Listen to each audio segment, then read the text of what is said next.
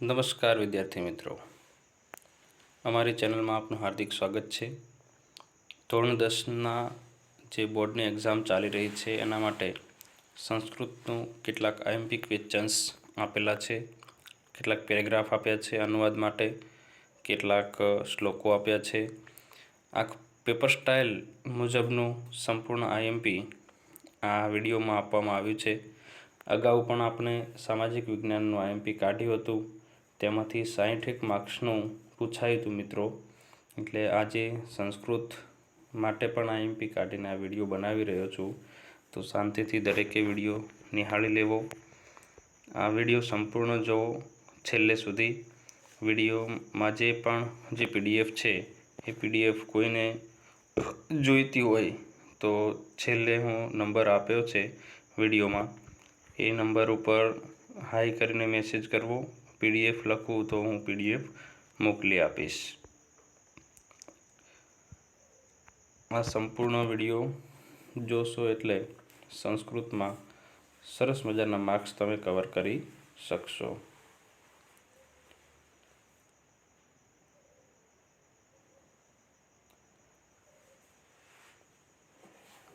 આ જે પેરેગ્રાફ આપ્યા છે એ પેરેગ્રાફ પૂછાવાની 99% સંભાવના છે મિત્રો।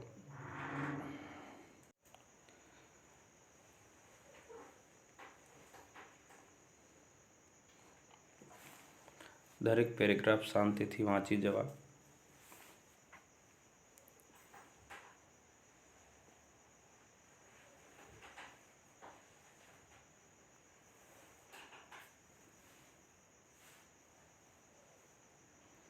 ઘણીવાર આ બધા પેરેગ્રાફ પૂછાઈ ગયેલા છે, એવા જ પેરેગ્રાફો જે મહત્ત્વના છે તે અહીંયા કવર કરવામાં આવ્યા છે,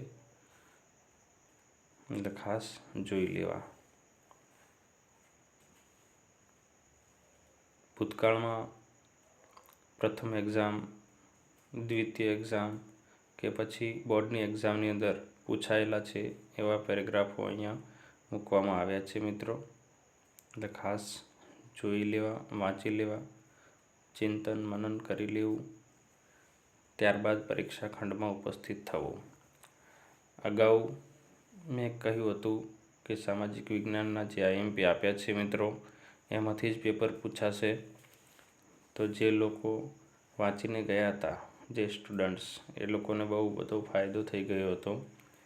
એ સામે ચાલીને કોમેન્ટ કરી છે એવા મિત્રોએ કે આ સર આમાંથી જ પેપર પૂછાયું છે।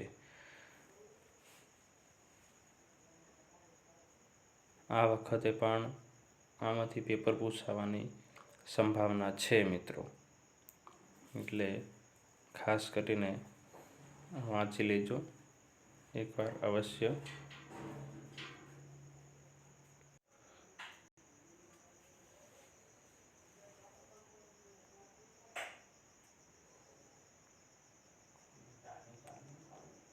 નમસ્કાર। દરેક પેરેગ્રાફ મોસ્ટ ઇમ્પોર્ટન્ટ છે મિત્રો, ને ખાસ જોઈ લેવા।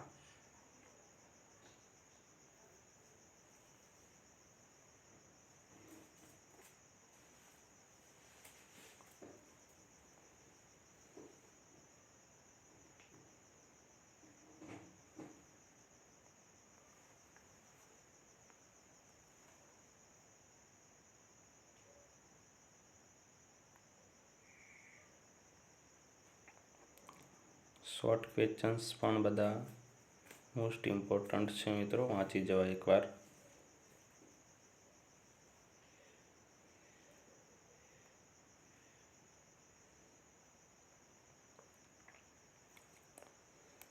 ધોરણ 12 માટે મનોવિજ્ઞાનના પણ કેટલાક ક્વેશ્ચન્સ આઈએમપી આપ્યા હતા, એમાંથી 58 માર્ક્સનું પૂછાયું મિત્રો, એટલે થોડો વિશ્વાસ કરી અને વાંચવાનું રાખજો। આમાંથી પણ મોટાભાગના પ્રશ્નો આવી શકે છે બેઠા। બીજા ક્વેશ્ચન્સ પણ કવર કરવાના, આમાંથી પણ વાંચજો એટલે તમને લોસ ન જાય। કોઈ એક જ વસ્તુ ઉપર નિર્ભર રહેવું એના કરતાં સમગ્રલક્ષી વાંચવું ઘણું સારું રહેશે.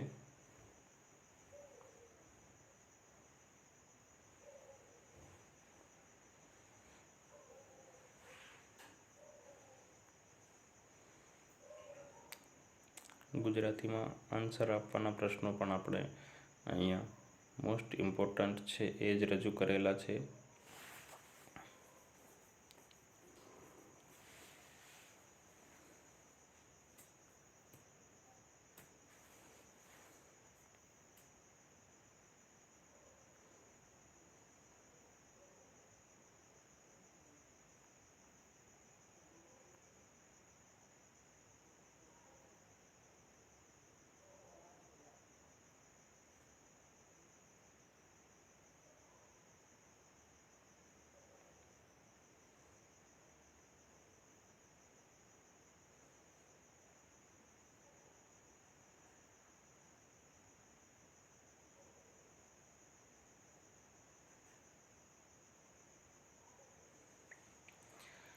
અહીંયા તમે જોઈ શકો છો મિત્રો, ટૂંક નોંધ પણ મહત્ત્વની આપી છે, જે 2-3 માર્ક્સમાં પૂછાતી હોય છે. દરેક ટૂંક નોંધ આમાં જે આપી છે એ વાંચીને જવી, વ્યવસ્થિત તૈયાર કરીને ટૂંક નોંધ આમાંથી જ હશે મિત્રો. આનાથી બહારનું કંઈ જ ના હોઈ શકે.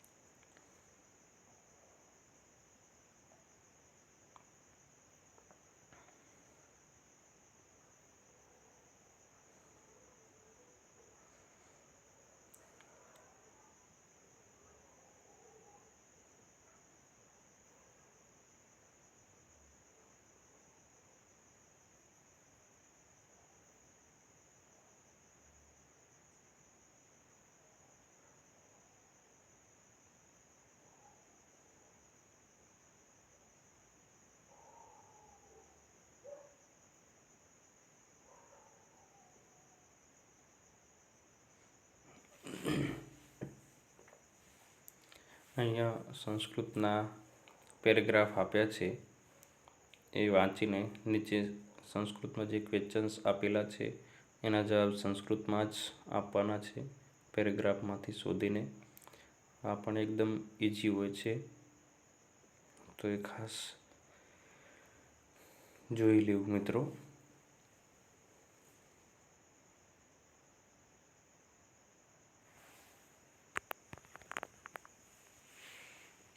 આ હતો આપણો વિભાગ એ. ત્યારબાદ હવે આપણો વિભાગ બી માટેના પ્રશ્નો શરૂ થઈ રહ્યા છે, જે શ્લોકો આધારિત છે. અનુવાદ એ અહીંયા શ્લોકો પણ કેટલાક આપ્યા છે, એ શ્લોકો ખાસ જોઈ લેવા મિત્રો.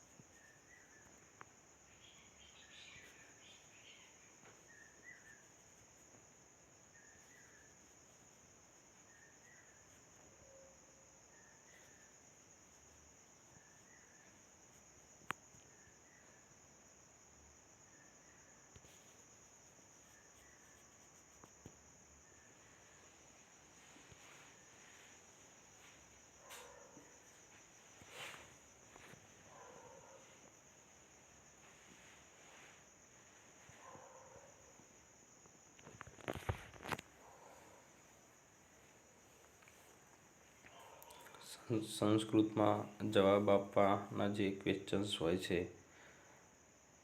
શ્લોક આધારિત, એ પણ આપણે અહીંયા મૂક્યા છે મિત્રો, ખાસ જોઈ લેવા. ત્યારબાદ ગુજરાતીમાં ઉત્તર લખવા માટે ગુજરાતી ક્વેશ્ચન્સ હોય છે, એ પણ આપણે અહીંયા મૂકવાનો પ્રયત્ન કરેલો છે.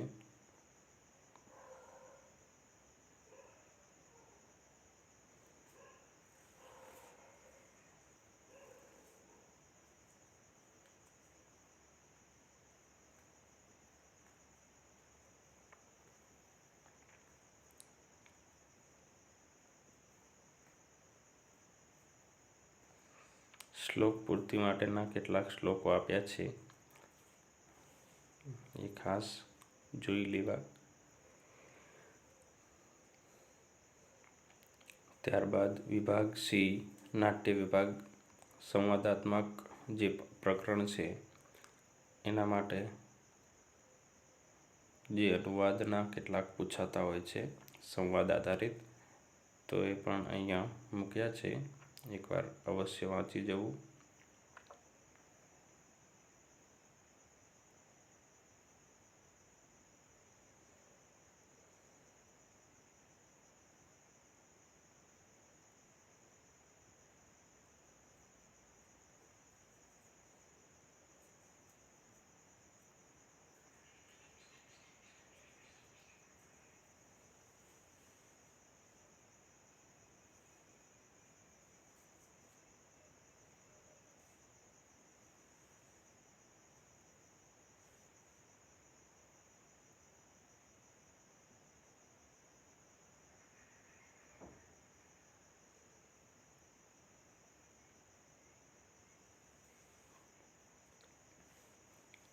ત્યારબાદ અહીંયા કોણ બોલે છે, જે વાક્ય હોય છે, ઉક્તિ હોય છે, કોણ બોલે છે, એવો જોડકા જોડો એવો એક ટોપિક આવે છે મિત્રો, એ પણ આપણે અહીંયા મૂક્યો છે, એ ખાસ જોઈ લેવું. નીચે કોષ્ટકની નીચે આન્સર આપેલા છે, એ જોઈ લેવા વિનંતી. ત્યારબાદ સંવાદ આધારિત જે ગુજરાતી ક્વેશ્ચન્સ હોય છે એના જવાબ પણ ગુજરાતીમાં જ આપવાના હોય એવા પણ કેટલાક પ્રશ્નો આપણે અહીંયા મૂક્યા છે. ત્યારબાદ ટૂંક નોંધ જે સંવાદ આધારિત પ્રકરણો છે એમાંથી પૂછાતા હોય છે, તો એ પણ આપણે અહીંયા કેટલીક ટૂંક નોંધો મૂકવાનો પ્રયત્ન કરેલો છે, એ ખાસ જોઈ લેવી. 99% આમાંથી જ પૂછાવાની સંભાવના છે મિત્રો, એટલે ખાસ અવશ્ય વાંચીને જ પરીક્ષા ખંડમાં જવું. તમારા બીજા મિત્રોને પણ આ વિડીયો શેર કરજો, જેથી એ પણ વંચિત ન રહી જાય. આવા મહત્ત્વના પ્રશ્નો વાંચીને જાય તો એ પણ સારા માર્ક્સ લાવી શકે. ગુજરાતી વાક્ય આપેલું હોય અને એના માટે કેટલાક શબ્દો સંસ્કૃતમાં આપ્યા હોય છે કૌંસમાં, એના આધારે એનો ઉપયોગ કરીને આપણે સંસ્કૃતમાં અનુવાદ કરવાનો હોય છે ગુજરાતી વાક્યનું, તો એ પણ આપણે કેટલાક મહત્ત્વના જે અત્યાર સુધી ખાસ પૂછાતા આવ્યા છે એવા અહીંયા મૂકવાનો પ્રયત્ન કર્યો છે, એવા વાક્યો, તો એ ખાસ જોઈ લેવા મિત્રો.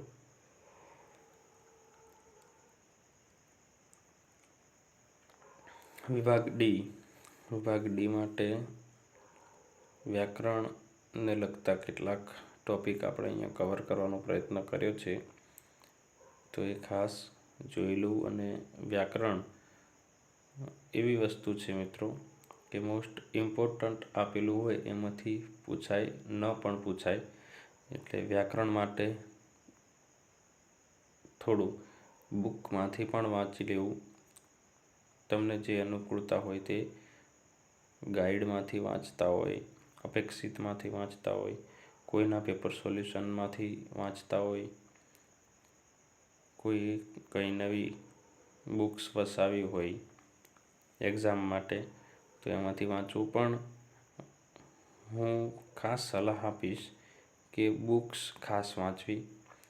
વ્યાકરણ માટે ખાસ કરીને જે ટિપ્પણી આપેલી છે, જે તે પ્રકરણ પૂર્ણ થાય ત્યારબાદ ટિપ્પણી આપેલી હોય છે, ક્રિયાપદો આપેલા હોય છે, સમાસ આપેલા હોય છે, આ બધું પાછળ આપેલું જ છે.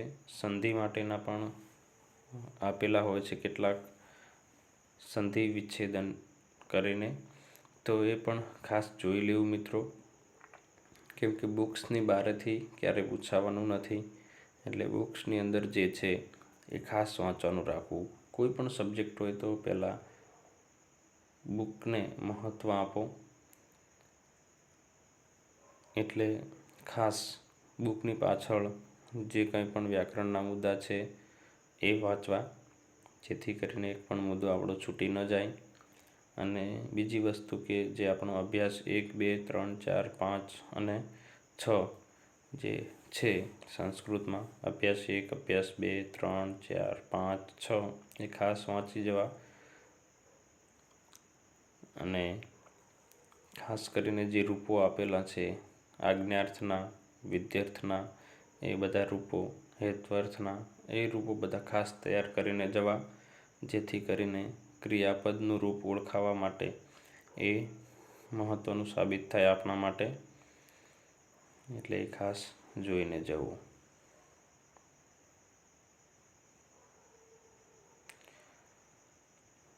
વિભક્તિના રૂપો પણ કેટલાક તૈયાર કરીને જવું મિત્રો, જેથી આપણને તકલીફ પડે નહીં.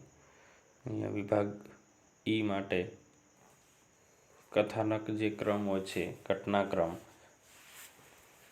એ ખાસ જોઈ લેવું. આના માટે મહત્ત્વના જે છે એ અહીંયા આપ્યા છે. અત્યાર સુધી એક્ઝામમાં પૂછાઈ ગયા હોય એ ટાઈપના. પરંતુ ખાસ કરીને આપણા જે પ્રકરણ છે સંસ્કૃતમાં, એ પ્રકરણ ખાસ વાંચી જવા, જેથી મિસઅન્ડરસ્ટેન્ડિંગ ન થાય અને આપણે 4 માર્ક્સ ગુમાવવા ન પડે. ઘટનાક્રમ મુજબ ગોઠવો એ 4 માર્ક્સનું પૂછાય છે મિત્રો, એ ખાસ જોઈ લેવું. પાઠ વ્યવસ્થિત શાંતિથી વાંચી લેવા, જેથી આપણા 4 માર્ક્સ કવર થઈ જાય. ત્યારબાદ અહીંયા કર્તા અને કૃતિ માટેના જોડકણા પૂછાય છે 2 થી 3 માર્ક્સમાં. તો એ પણ અહીંયા આપેલા છે મિત્રો, એ ખાસ જોઈ લેવા. જવાબ શોધવાનો પ્રયત્ન કરવો. જાતે જ બુક્સ લઈને બેસો તો જવાબ મળી જશે મિત્રો. દરેક આ જે છે તે ખાસ કરીને આપણા જે પ્રકરણ ચાલુ થાય એની પ્રસ્તાવનામાં જ આના બધા જવાબો મળી જતા હોય છે. એટલે પ્રસ્તાવના પણ ખાસ વાંચવાની રાખવી. દરેક પ્રકરણની પ્રસ્તાવના વાંચી જવી, એમાંથી આના જવાબ મળી જશે.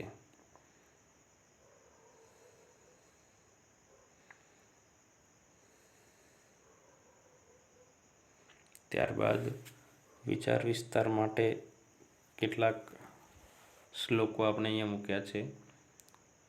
એનો અર્થ વિસ્તાર કરી આપણે સરસ મજાના માર્ક્સ મેળવી શકીએ.